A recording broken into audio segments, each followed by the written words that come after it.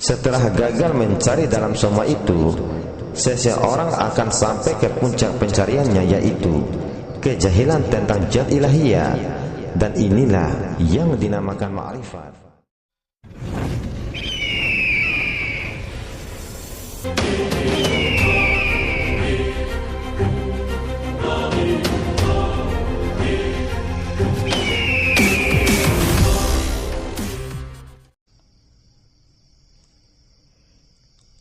Bismillahirrahmanirrahim. Assalamualaikum warahmatullahi wabarakatuh. Diri yang terhijab, Allah subhanahu wa ta'ala tidak terhijab. Allah subhanahu wa ta'ala tidak terhijab oleh sesuatu apapun. Sebaliknya, kamulah yang terhijab dari melihat kepadanya. Jika Allah dihijab oleh sesuatu, tentu sesuatu itu dapat menutup Allah. Jika ada sesuatu yang menutup Allah, bermakna wujudnya dapat dikurung oleh sesuatu. Sesuatu yang mengurung adalah lebih berkuasa dari yang dikurung. Sedangkan Allah subhanahu wa ta'ala berkuasa atas semua hambanya.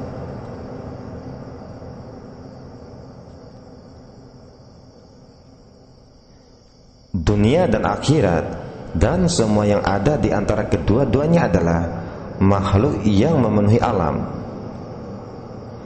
Apa saja yang selain Allah adalah makhluk dan mengambil tempat masing-masing di dalam alam.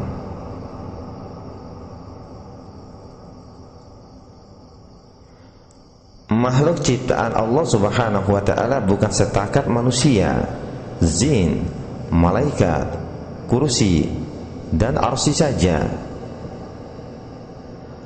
Bahkan kehendak, cita-cita, angan-angan, hayalan, bahasa, ibarat, dan ilmu pengetahuan juga termasuk dalam istilah makhluk yang Allah subhanahu wa ta'ala ciptakan.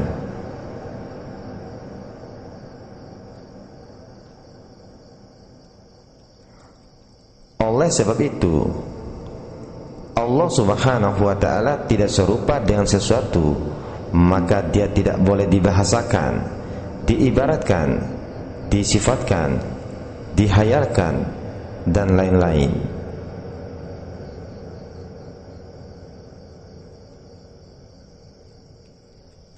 Apa saja yang selain Allah subhanahu wa ta'ala adalah hijab yang menutup pandangan mata hati dari melihat Allah subhanahu wa ta'ala. Walaupun Allah subhanahu wa ta'ala tidak memakai tutupan, nama-nama, sifat-sifat dan perbuatan adalah juga hijab.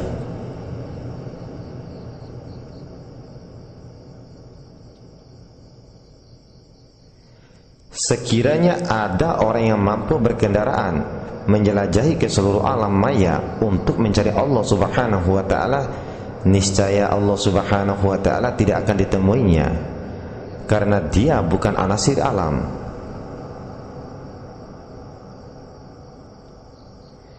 Sekiranya mereka mencari dengan menggunakan bahasa, maka Allah subhanahu wa ta'ala juga tidak akan ditemui, karena dia tidak ditakluki oleh hukum bahasa dan ibarat.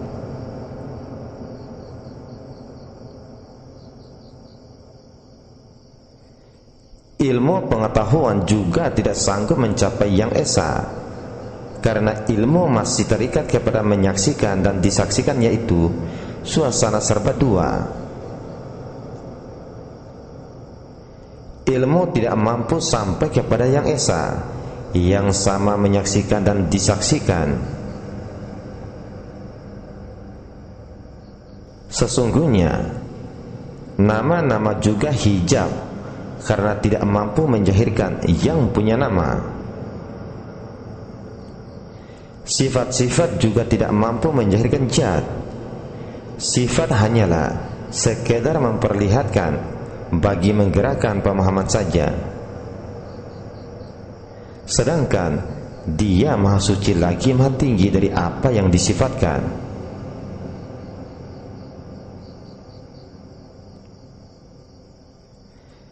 Setelah gagal mencari dalam semua itu, seseorang akan sampai ke puncak pencariannya, yaitu kejahilan tentang zat ilahiyah, dan inilah yang dinamakan ma'rifat. Orang yang sampai di sinilah yang dipanggil orang yang mengenal Allah Subhanahu wa taala.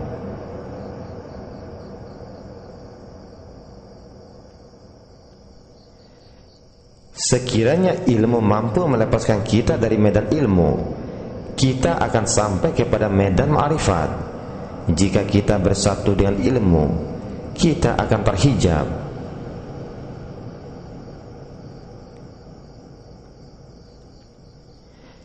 Ilmu mesti dijadikan kendaraan menuju kepada ma'rifat. Diri kita tidak boleh disatukan dengan ilmu. Apabila kita tiba kepada ma'rifat, kita akan tercengang-cengang menghadapi hijab kejahilan.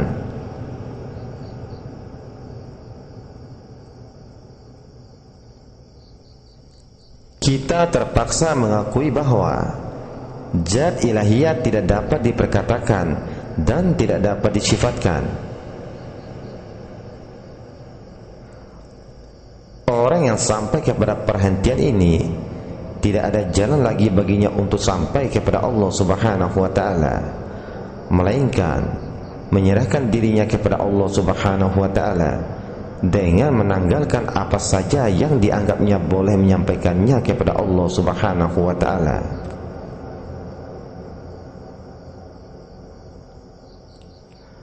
Maka keluarlah dia dari apa saja yang selain Allah. Dibuangnya segala hijab-hijab yang menutupi mata hatinya. Dia keluar dari ilmunya, amalnya, ma'rifatnya, sifatnya, namanya, bahasa dan ibarat.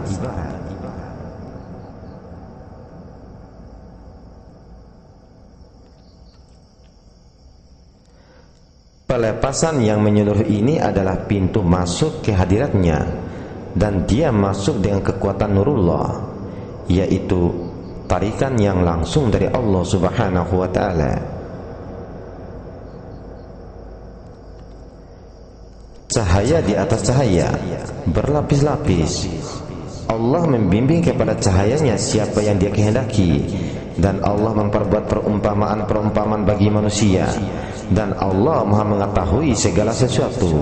Al-Quran Surah An-Nur ayat 35. Makhluk tidak akan zahir jika tidak ada nurnya. Ma'rifat tidak mungkin dicapai tanpa suluhan nurnya. Ilmu tidak mungkin diperolehi tanpa penerangan nurnya. Mata hati tidak mungkin boleh melihat tanpa pancaran cahaya nurnya. Allah Subhanahu wa ta'ala memimpin kepada nurnya siapa yang dia kehendaki. Orang yang dipimpin kepada nurnya adalah orang yang mampu keluar dari hijab nafsu dan akal.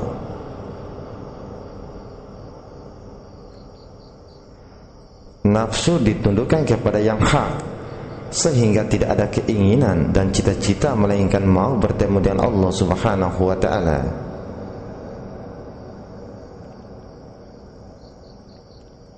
Akal ditundukkan kepada yang hak, sehingga tidak ada yang dipikir dan direnungi melainkan wajah Allah Subhanahu wa ta'ala jua yang menyata pada semua arah.